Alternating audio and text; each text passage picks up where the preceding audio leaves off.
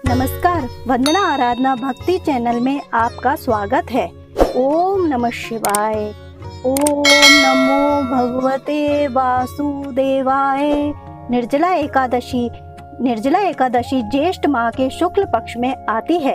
इस दिन पानी पीना सख्त मना है, इसलिए इस एकादशी को हम निर्जला एकादशी कहते हैं।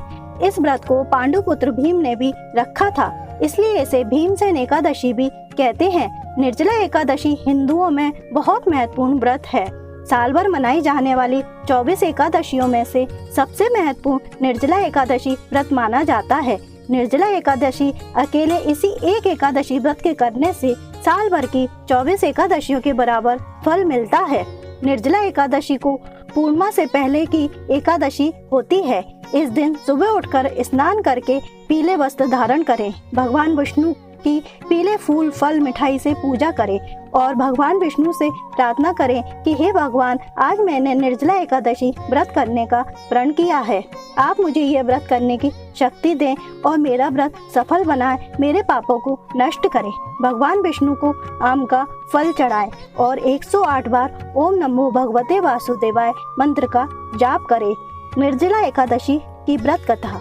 एक बार पांडुपुत्र भीम ने महर्षि व्यास जी से कहा, महर्षि, मेरे चारों भाइयों माता कुंती, द्रौपदी, ये सब लोग एकादशी का व्रत करते हैं और मुझे भी करने को कहते हैं, लेकिन आप जानते हैं मैं भूखा नहीं रह सकता हूँ, क्योंकि मेरे उदर में ब्रह्म नाम की अग्नि जलती है।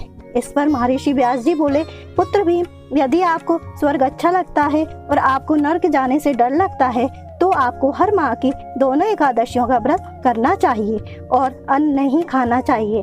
इस पर भीम बोले, महर्षि, आपको मैं पहले ही बता चुका हूँ, मैं भूखा नहीं रह सकता हूँ।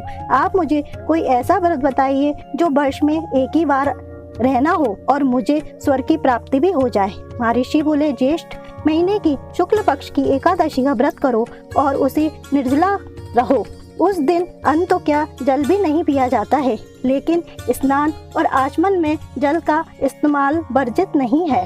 निर्जला एकादशी को सूर्योदय से लेकर द्वादशी के सूर्योदय तक जल ग्रहण नहीं करना चाहिए।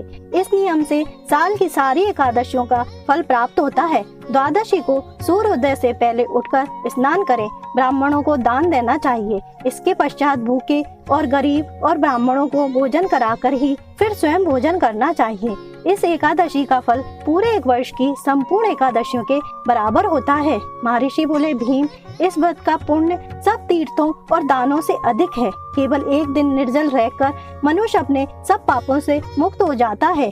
जो मनुष्य निर्जला एकादशी का व्रत करते हैं, उनकी मृत्यु के बाद भगवान के पार्षद उसे पुष्पक विमान में बिठाकर स्वर्ग को ले जाते हैं। इसलिए इस संसार में सबसे श्रेष्ठ निर्जला एकादशी का व्रत है। उस दिन पूरे समय ओम नमो भगवते वासुदेवाय मंत्र का उच्चारण करना चाहिए, गाय का दान करना चाहिए।